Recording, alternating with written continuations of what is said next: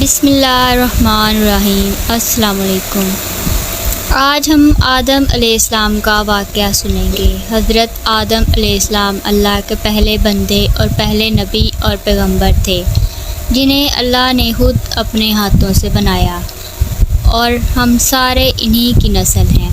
اللہ پاک نے سورہ بقرہ میں آدم علیہ السلام کا ذکر کیا ہے۔ جب اللہ نے انسان کو پیدا کرنے کا ارادہ کیا تو اللہ نے فرشتوں سے فرمایا، میں زمین میں اپنا ایک خلیفہ بنانے والا ہوں۔ فرشتوں کو لگا کہ ان کی عبادت میں کوئی کمی رہ گئی ہے، تو اس لیے اللہ نے نئی مخلوق بنانے کا ارادہ کیا ہے۔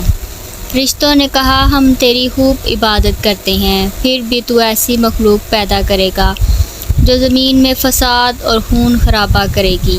تو اللہ نے فرمایا، جو میں جانتا ہوں وہ تم نہیں جانتے۔ فرشتوں نے آپس میں کہا، وہ مخلوق ہم سے زیادہ علم نہیں رکھتی۔ تو اللہ نے آدم علیہ السلام کو پیدا کیا اور کچھ چیزوں کے نام سکھائے۔ پھر اللہ نے آدم علیہ السلام کو فرشتوں کے سامنے پیش کیا اور فرشتوں سے فرمایا کہ ان چیزوں کے نام بتاؤ۔ تو فرشتوں نے کہا، ہم اتنا ہی جانتے ہیں جتنا تو نے ہمیں سکھایا ہے۔ تو اللہ پاک نے حضرت آدم علیہ السلام سے فرمایا، ان چیزوں کے نام بتاؤ۔ تو آدم علیہ السلام نے سب بتا دیا۔ تو اللہ نے فرشتوں سے فرمایا، میں نہ تمہیں کہتا تھا کہ میں آسمانوں اور زمینوں کی سب پوشیدہ چیزوں کو جانتا ہوں۔ پھر اللہ نے فرشتوں سے فرمایا، آدم علیہ السلام کو سجدہ کرو۔ تو سب فرشتے سجدے میں گر گئے سوائے ابلیس کے۔ تو اللہ نے فرمایا، اے ابلیس، تجھے کیا ہوا کہ تو نے انسان کو سجدہ نہ کیا؟ شیطان نے تکبر میں کہا، میں نے انسان کو سجدہ نہیں کرنا، کیونکہ انسان تو نے سڑی ہوئی گندی مٹی سے پیدا کیا ہے اور مجھے تو نے آگ سے پیدا کیا ہے۔ اللہ نے شیطان سے فرمایا، جنت سے نکل جا، تو مردود ہے اور تجھ پر قیامت تک لعنت برسے گی۔ شیطان نے کہا، میں قیامت تک انسانوں کو ورگلاتا رہوں گا اور سیدھے راستے سے گمراہ کرتا رہوں گا۔ اب آدم علیہ السلام جنت میں رہنے لگے اور ان کے لیے جنت میں ہر نعمت تو تھی، پھر بھی اکیلا محسوس کرتے تھے۔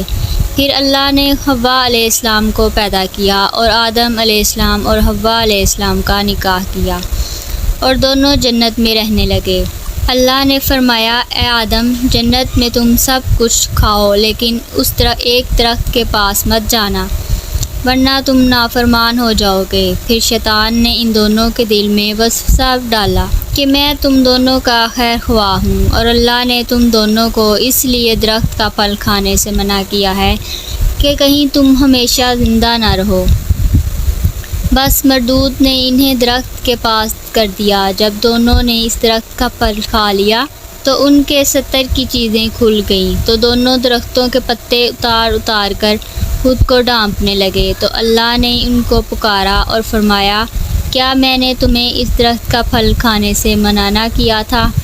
اور یہ بھی کہا تھا کہ شیطان تمہارا کھلا دشمن ہے۔ تو حضرت آدم علیہ السلام اور حوا علیہ السلام نے اللہ سے کہا کہ ہم سے غلطی ہوئی، اگر تو ہمیں نہ بخشے گا اور ہم پر رحم نہ فرمائے گا تو ہم ضرور تباہ ہو جائیں گے۔ اللہ نے فرمایا، تم سب جنت میں سے نکل جاؤ، اب تم زمین پر ایک مدت تک زندگی گزارو گے، نفع حاصل کرو گے، مرو گے اور پھر زندہ کیے جاؤ گے، اور تم ایک دوسرے کے دشمن ہو۔ زمین پر آنے کے بعد حضرت آدم علیہ السلام نے اللہ پاک سے 40 سال تک معافی مانگی۔